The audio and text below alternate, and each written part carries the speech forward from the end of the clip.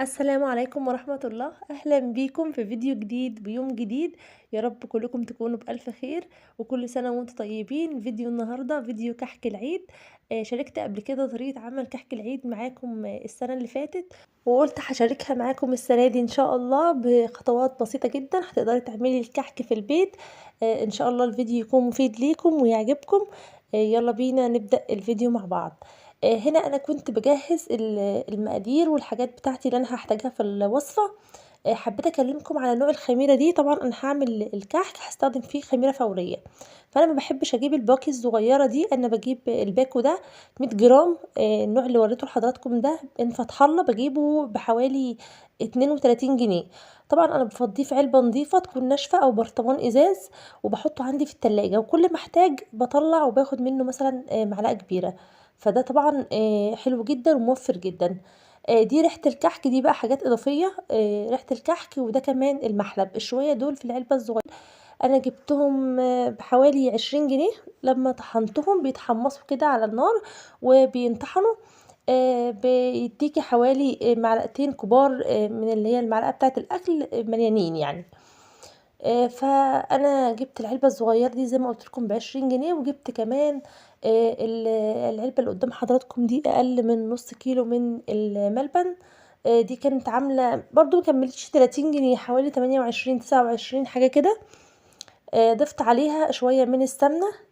وبدات كده ان انا اعجنها كده بايدي عشان هي بتبقى ماسكه في بعضها زي ما حضراتكم شايفين. وبعد ما اعجنها ببدا ان انا اكورها كده كور كلها قد بعض، وببدا ان انا احطها في التلاجة شويه كده لحد ما اجهز العجينه بتاعتي. ودي اول خطوه هنعملها في الكحك، انك تجهزي الاول الملبن بتاعك بالطريقه دي، وبعدين تبداي انك تحطيه في التلاجة. بعد كده بقى جبت حوالي هنا كوبايه الا ربع من اللبن، وممكن طبعا استبدالها بالمية، وممكن نحط نص كوباية من المية ونص كوباية من اللبن. بس انا جبت الاول كوباية كده الا ربع من اللبن، وحطيت عليها معلقة كبيرة من الخميرة الفورية، وحطيت عليها معلقتين كبار من السكر. معلقتين كبار من السكر ليه؟ لان طبعا معلقتين السكر دول في المقادير الاساسيه بتاعه الكحك، بس انا بدل ما هحطهم على الدقيق او بدل ما اطحن السكر، انا عايزه طبعا سكر مطحون، فانا هجيب معلقتين سكر كبار عاديين خالص مش مطحونين ولا حاجه، وابدا ان انا كده اقلبهم في اللبن مع الخميره. وزي ما قلت لكم ممكن استبدال اللبن بالميه. قلبتهم كويس جدا وسبتهم كده على جنب، وبدات كده ان انا اغطيهم بغطا عشان الخميره تبدا تشتغل كده مع السكر. لحد بقى ما اطحن المحلب ده ما كنتش طحنته، خدته دلوقتي حمصته وطحنته، وبعد كده هبدا ان انا انخل الدقيق. طبعا انا جبت نوع الدقيق مهم جدا في عمايل الكحك. فما ينفعش ان انا استخدم اي نوع وخلاص. انا جبت النوع ده كان ب30 جنيه، جبته من فتح الله، مكتوب عليه مخصص للكحك والبسكوت.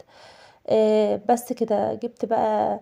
هنا خلاص دخلت الدقيق، هبدأ بقى ان انا احط المواد الجافة اللي انا هحطها على الدقيق في البداية، وهي رشة من الملح.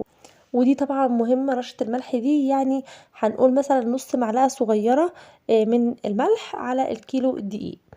وكمان ضفت كمان معلقة من المحلب، بس انا بصراحة خدت معلقة مش مليانة، يعني انا خدت على الكيلو كله معلقة صغيرة، لان طبعا ده هي اضافية. لو انت حابة انك انت تحطيها حبة، لو مش حابة ما تحطيهاش خالص. وانا شايفة ان نوع السمنة لو هو كويس جدا انا مش محتاجة ان انا احط محلب، بس انا بصراحة حبيت ان أنا احط كنوع من انواع التغيير، وقلت يعني اجربه. كمان حطيت 3 معالق من السمسم، كبار جدا من السمسم. معلقة كبيرة مليانة، لان الكحك بيحب ان السمسم بتاعه يكون كتير. بدأت كده ان انا اقلب بقى كله مع بعضه كده عشان السمسم يتوزع على الدقيق. طبعا كيلو الدقيق بياخد نص كيلو سمنة، وانا مش اول مرة اعمل الكحك على البارد معاكم، عملته كده السنة اللي فاتت. طبعا السمنة كانت باردة بدرجة حرارة المطبخ. انا ما عملتهاش ابدا بالسخن، ولا قدحت السمنة ولا اي حاجة. في ناس لما بتيجي تعمل كميات كبيرة بتقدح الاول السمنه علشان الكحك يعيش معاها، فانا كنت هعمل كيلو واحد بس من الكحك، فعملته على البارد، ما عملتش خالص، ما سخنتش خالص السمنه. هنا بقى بدات كده ان انا احط السمنه على الدقيق، وزي ما قلت لحضراتكم نص كيلو من السمنه. النص كيلو ده بيعادل 3 كوبايات من الكوبايات بتاعه مج الشاي، اللي هو المج الازاز اللي موجود في معظم البيوت. فباحط منه 3 كوبايات من السمنة على كيلو دقيق، يعني نُص كيلو من السمنة لو أنتِ هتوزني يبقى نُص كيلو بالضبط. بس كده بدأت بقى إن أنا أبِث الدقيق كلّه، أغلّف الدقيق كلّه بالسمنة، وأبدأ إن أنا أقلّبه كويس جدًا، وبعدين بدأت إن أنا أحط الكوباية طبعًا بتاعة الخميرة، كانت طبعًا زي ما حضراتكم شُفتوا معايا إن هي كانت فارت خالص الخميرة معايا، اشتغلت مع السكر كويس جدًا، تفاعلت معاها، بدأت كده إن أنا أضيف الكوباية دي، وبعدين بدأت إن أنا أقلّب كويس جدًا وأعجن الدقيق العجينة بتاعة الكحك كلّها كده لحد ما لمِّت معايا. بعد كده بقى هابدأ إن أنا أختبرها، أجيب حتّة كده من العجينة وأبدأ إن أنا أكوّرها كورة، وأبدأ إن أنا أضغط عليها بصباعي لو هي عملت تشقُّقات. هي في الأول عملت معايا شوية تشقُّقات كده، فضِفت لها شوية من المَيّة معلقة بمعلقة، وأفضل أعجن فيها لحد ما تضبط معايا. هنا بقى جِبت الأدوات بتاعتي، كانت خلاص هي ضبطت معايا العجينة، وغطيتها طبعًا كيس تلاجة فتحته وغطيتها علشان ما تقشّفش أو ما تنشفش منّي.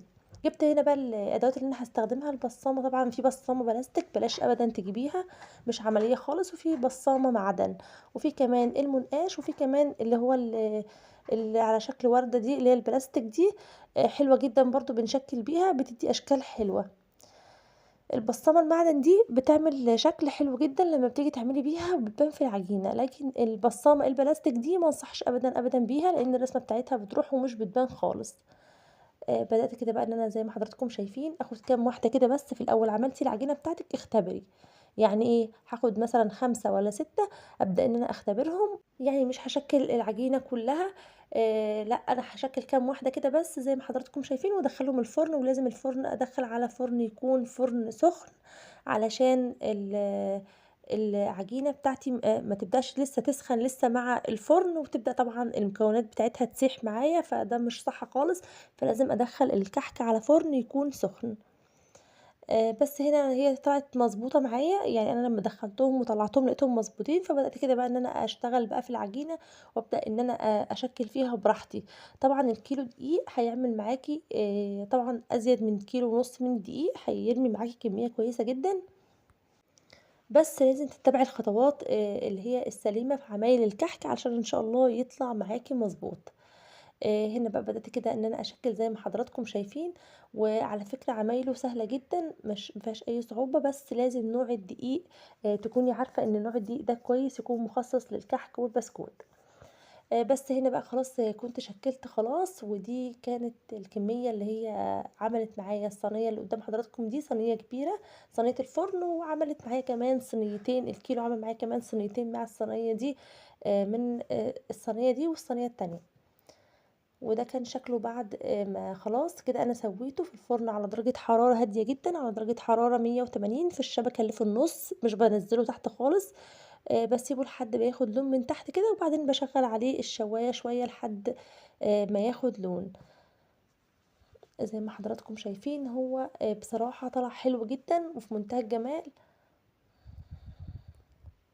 وكمان ناعم جدًا، وهافتح معاكم واحدة دلوقتي هي مش مستحملة، يعني أنا كنت سِبتها لمّا تبرد خالص يا دوب باضغط عليها بإيدي ضغطة بسيطة خالص بالاقيها تفتح معايا، لإن هو ما شاء الله كان ناعم خالص ما يعني ما نُص كيلو من السمنة بصراحة بيخلّيه حلو جدًا، يعني أنا باضغط بصباعي كده حاجة بسيطة ألاقيه اتفتح معايا على طول، وتسويته طبعًا باوريها لكم من فوق ومن تحت بالشكل اللي قدّام حضراتكم ده.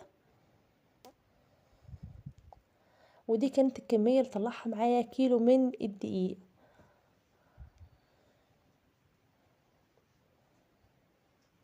كمية محترمة بصراحة، طبعًا بتاخديه بقى زي ما أنتِ عايزة، الشوية اللي أنتِ هتاخديهم هتبدئي إن أنتِ تحطّي عليهم بقى سُكّر بودرة، هتاكليهم كده، أنا طبعًا ما حطيتش عليها سُكّر بودرة ولا أي حاجة، إحنا بقينا ناخد منها كده وحدات كده من غير سُكّر بودرة وندوقها، طلع حلو جدًا ما شاء الله ومقاديره مضبوطة. لحد هنا خلاص خلص الفيديو بتاعي، أتمنى إن انتم تكونوا استفدتوا منه، يكون خفيف على قلبكم، وحابة أقول لكل الأمارات اللي فتحوا الفيديو بتاعي لو انتِ أول مرة بتشوفي قناتي وعجبك الفيديو أتمنى منك إنك تنوريني بالاشتراك، وأشوفكم إن شاء الله في فيديو جديد، والسلام عليكم ورحمة الله.